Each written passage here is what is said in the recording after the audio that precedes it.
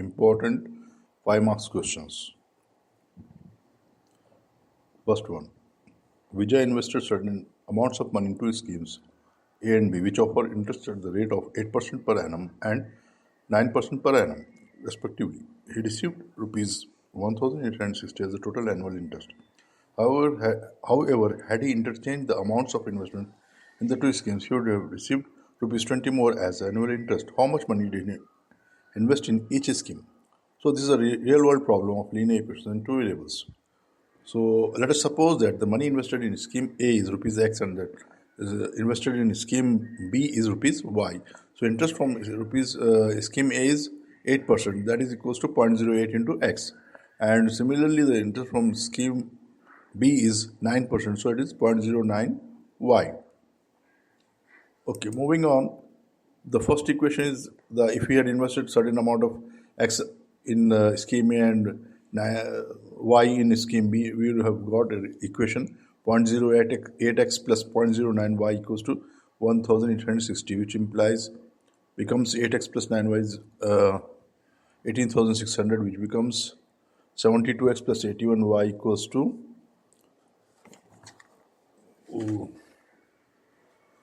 16,74,000. Equation 2, if the investments are interchanged, 0.09x plus 0.08y equals to 1880 implies 9x plus 8y equals to 1,88,000, and will become 72x plus 64y is 15,04,000. So solving these two equations, we get 17y equals to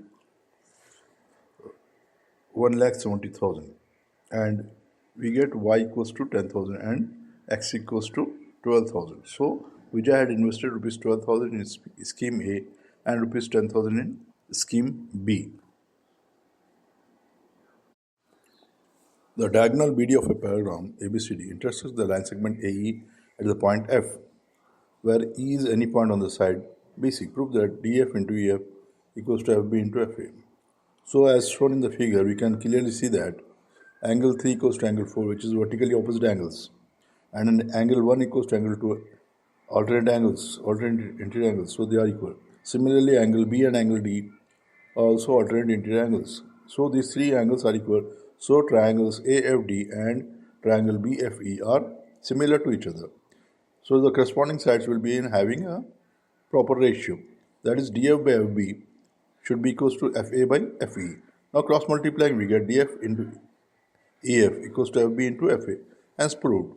It's very easy. Just try to understand this question and you will get easily 5 marks.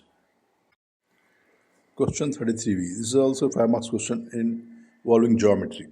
In triangle ABC, if AD is perpendicular to BC and AD into AD equals to BD into DC, prove that angle BAC is 90 degree. So now as we can see here in the figure, AD is perpendicular to BC, which is given already. And angle ADB equals to angle ADC. Both are 90 degree angles because it is perpendicular to BC, so the angles formed will be 90 on both sides. So angle ADB is equals to angle ADC. Now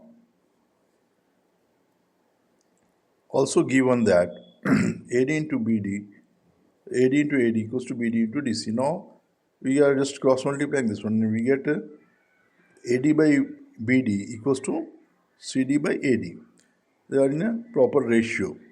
So if the two sides are in ratio and one angle is equal, it means that triangle ABD and triangle ADC are similar to each other. So when these triangles are similar, angle BAD equals to angle ACD, which is angle C, and angle ABD equals to angle which is angle B, will be equals to CAD. So in triangle ABC, we can see that angle BAC plus angle B plus angle C equals to 180 degrees, because they are the three angles in the triangle. But angle B equals to CAD and angle C equals to angle BAD. So in place of angle B and angle C, we are substituting these two values. So we get angle BAC plus angle BAD plus angle CAD equals to 180 degrees. But angle BAD plus angle CAD is nothing but angle BAC. That is twice the angle BAC equals to 180 degree, which means that angle BAC is 90 degrees, hence proved. This is also a very simple question. Try to understand the logic and follow the steps which are given here and practice this one very much so you easily get 5 marks. So question number 34, this is also a very simple question, but we'll just read the question. The perimeter of a right triangle is 60 centimeters, hypotenuse is 25 centimeters. Find the lengths of the other two sides. As we can see that we are assuming the other two sides are A and B. So the perimeter is A plus B plus 25 is equals to 60 centimeters. That's one relation. Now, using the Pythagoras theorem, we can see that a square plus b square equals to 25 square. So, a square plus b square equals to 625. So, we can split a square and b square as 400 and 225. So, square root of 400 is 20 and square root of 225 is 15. So, a equals to 15 and 20 centimeter and b equals to 15 centimeter are the two sides of the right triangle. So this is how we can solve this question. Also in very easy and very timely manner. Okay. So question number 35 is the fifth question in our series. The question of statistics. Find the missing frequency f in the following table. If the mean of the given data is 18, find the mode. Okay. So now we are given a class interval and frequencies, and in one frequency is not given, it is mentioned as f. So we know the formula for mean is sigma fx by sigma f. So x we will calculate by taking the mid value of the class interval.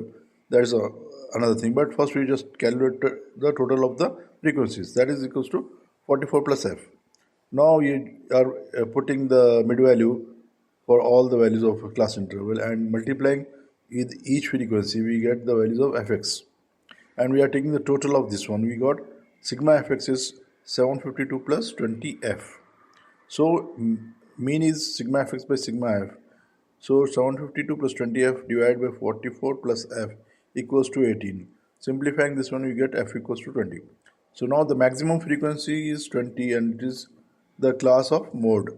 So the modal class is 19 and 21. So the lower boundary will be 19 and the frequency f1 is 20 and f0 will be 13 and f2 is 5. Substituting all these values in the formula, mode equals to L plus f1 minus f0 by 2f1 minus f0 minus f2 multiplied by the difference of class size. So given here L equals to 19, f1 is 20 and f0 is 13, f2 is 5, h is 2. So substituting all these values in the formula, we get a 19 plus 20 minus 13 by 2 into 20 minus 13 minus 5 into 2. So this will become 19 plus 7 into 2 by 40 minus 18 equals to 19 plus 14 by 22 equals to 19.64. That is the value of mode.